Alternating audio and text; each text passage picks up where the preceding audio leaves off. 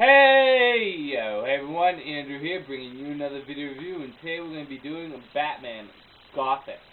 Take a look at that cover. Now in Batman Gothic, there's a man going around with no shadow. He calls himself Mr. Whisper.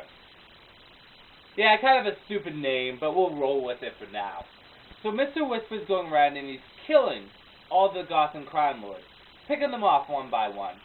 And the crime lords are scared to death of Whisper because no matter how many times they shoot him, or throw him off a building, or drown him, or strangle him, or anything, Mr. Whisper just keeps coming back.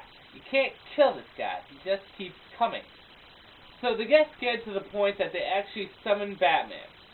Yes, the crime lords of Gotham use a bat signal to summon Batman.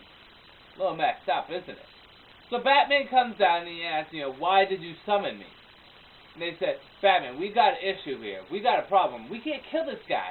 We can't get rid of him. And he's killing us off one by one. We need your help. And Batman says, are you kidding me? You guys are the scum of this city. You're the one that's causing the trouble for me. You're on your own. This is your problem. Batman kind of jumps off the building and glides away. Of course, he's kind of lying because Batman is going to help them.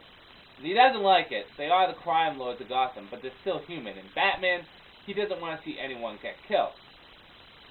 So he does his research on Mr. Whisper, and he comes up with two little tidbits of information. First one is Mr. Whisper actually had an encounter with Bruce Wayne before. Mr. Whisper went around posing as a principal at Bruce Wayne's school when he was a wee little lad. And he would actually beat Bruce Wayne as a form of punishment.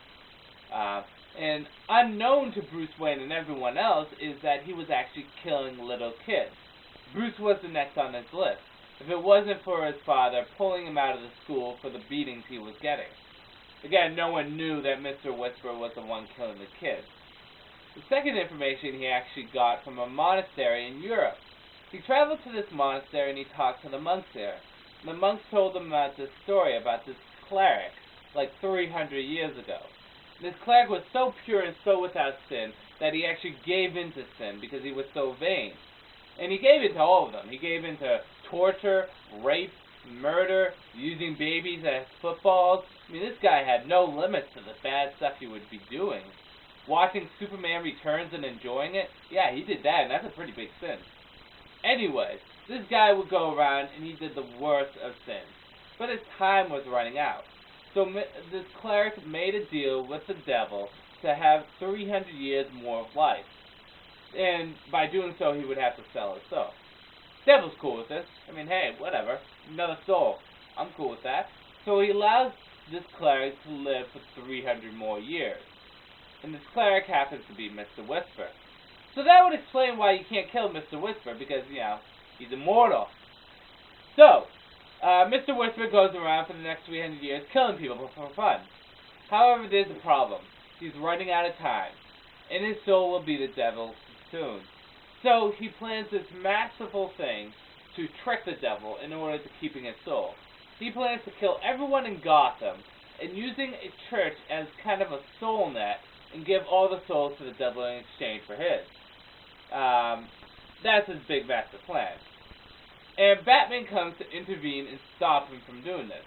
Of course, he doesn't do too well, seeing that Mr. beats the living hell out of him and ties him up to this death trap. And kind of walks away and just laughs maniacally, like any kind of James Bond villain would do. Batman escapes from this death trap, prevents the device from killing everyone in Gotham, and all the while, Mr. Whisper has his encounter with the devil. The devil wants to take his soul back, and he says, you think I'm stupid? You really think I'm stupid? I knew what you were going to do. I knew how you were going to trick me. I was going to take his soul anyway. So, you're screwed. And he takes Mr. Whisper's soul. That's about the end of the graphic novel. On to the good, the bad, and whether or not you should get it. Good is that the dialogue and the writing is very nice in this, and the story is structured pretty good.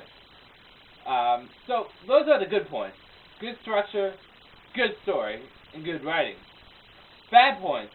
One is the art sucks.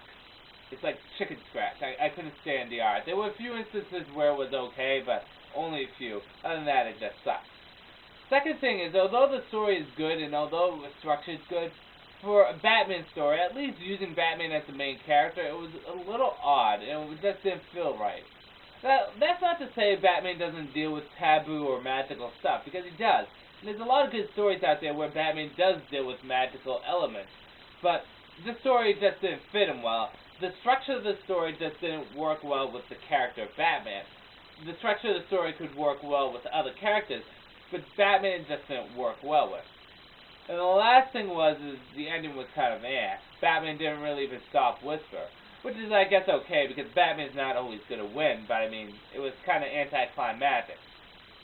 Anyway, whether or not you forget, like I said before, even though this story is structured good, and even though the story is nice, I didn't really care for it. It didn't work well with Batman.